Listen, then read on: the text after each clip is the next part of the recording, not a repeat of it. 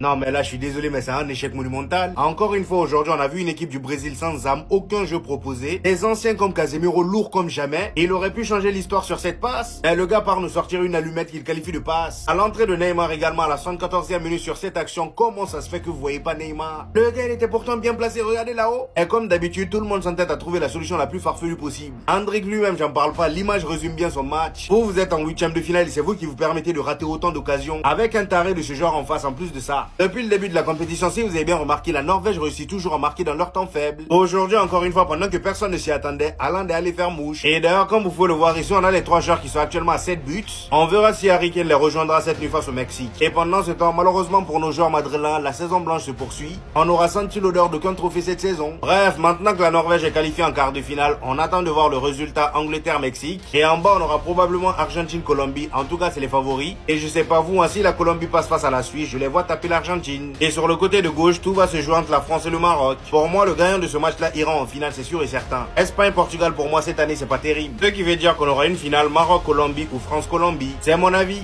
Non, mais ce gars-là est un malade. Exactement comme il a fait avec la Côte d'Ivoire, il vient d'éliminer le Brésil. Mettez-vous une seconde à la place de Gabriel qui doit se le taper en club et en équipe. Il n'a pas réussi à l'arrêter aujourd'hui, pourtant Erling Haaland durant tout le match était moyen. C'est toujours comme ça avec lui jusqu'à ce qu'il surgisse de nulle part pour venir mettre son but. Et ce qui m'énerve dans ça, c'est que le Brésil aujourd'hui, c'est pas comme s'ils n'avaient pas eu des occasions. En première mi-temps, ils obtiennent un penalty très tôt dans le match. Vinicius, ce grand peureux, exactement comme en club, c'est la chose que moi je le reproche, vous le savez. Exactement comme au Real Madrid, le gars il prend pas ses responsabilités, il passe la balle à quelqu'un d'autre. Mahrez qui crée le penalty, prend la balle et part donner ça au gardien. C'est quelle manière de tirer ça? Pourquoi ils se sentent toujours obligés de s'arrêter durant leur course? Le gardien arrête son tir. En deuxième mi-temps, il y a Hendrick qui rentre en jeu. Lui aussi, il rentre. J'avais tellement confiance en lui. Vinicius lui lâche une magnifique passe. Une extérieure parfaite qui vient directement dans sa course. Malheureusement, dans sa conduite, il pousse mal le ballon. Le gardien sort. La seule solution qu'il avait était de faire un lob. Il fait mal le lob aussi. Il rate son occasion, puis il se couche par terre en nous regardant. Tu veux qu'on te dise quoi, mon ami? Lève-toi. Tu veux qu'on te dise quoi? C'est toi qui l'as raté. Et étant donné qu'il n'y avait plus aucune solution, il y a Neymar aussi qui rentre en jeu. Tout cet engouement-là pour ça. Pour ça, techniquement parlant, c'était tellement pauvre. Je parle du Brésil en général, c'est trop lent. Même la Norvège aujourd'hui, c'était pas terrible. Odegaard a été chaotique. Et face à cet homme-là, qu'est-ce que vous voulez? Le gars éclate son but à la 79e minute. Juste avant ça, il aurait pu marquer sur cette occasion-là, mais il l'a pas fait. Il marque son but de la tête et vers la fin, il claque le deuxième but devant la surface avec plein d'audace. Il tire, ça rentre. À la fin, Neymar réussit à marquer le penalty comme un symbole et c'était la fin. Le Brésil est éliminé. Merci Neymar.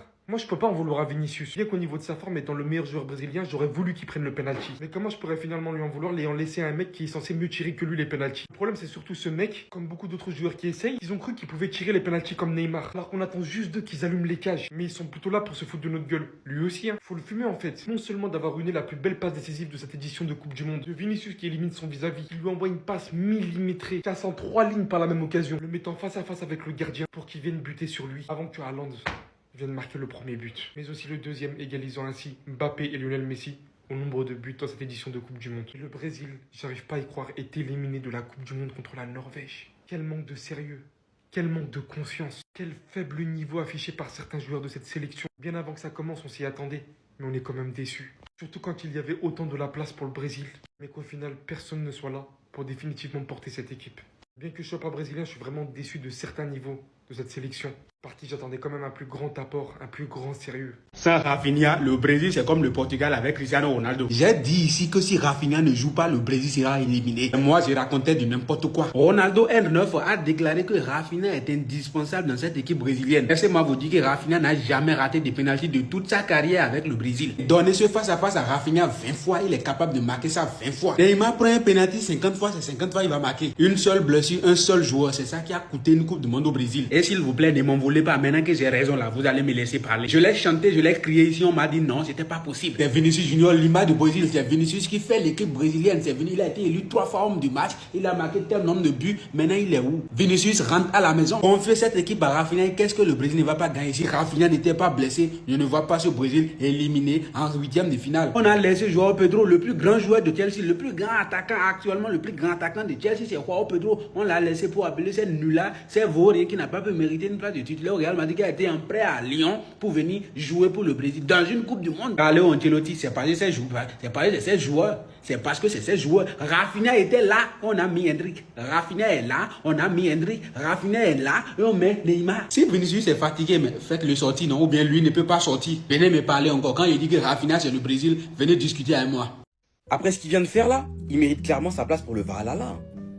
Haaland vient de gagner sa place pour le Valhalla, aux côtés des plus grands guerriers nordiques. Avec ce doublé face aux Brésiliens, il a sécurisé sa place aux côtés des Ragnar Lodbrok, Ivar le Désossé, Björn Côte de Fer, Thors dans Vinland Saga, avec Askeladd aussi. Il va venir rejoindre tous ces personnages mythiques qu'ont connu le Nord, parce que ce qu'il a fait, c'est juste impressionnant. Haaland, quand il arrive dans le circuit, on se dit tous que vas-y, ce qui va le gêner dans sa carrière, c'est notamment le fait qu'il joue pour la Norvège. Et il a décidé de ne pas en faire une excuse, pour en faire une force.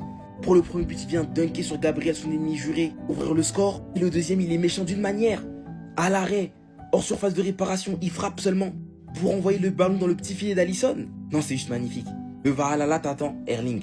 Tu pourras boire l'élixir des dieux là-bas. Tu pourras boire de l'hydromel à leur table, tout ça, t'inquiète, c'est déjà bouclé. En vrai, cette victoire face au Brésil n'aurait pas été possible aussi sans Nyland, qui a juste fait aussi un match exceptionnel. Dans les cages, un penalty arrêté, plusieurs grosses occasions arrêtées. Quand il a stoppé le lob, c'était juste impressionnant. Franchement, chapeau à la Norvège, et je suis convaincu qu'ils peuvent encore aller chercher une demi-finale.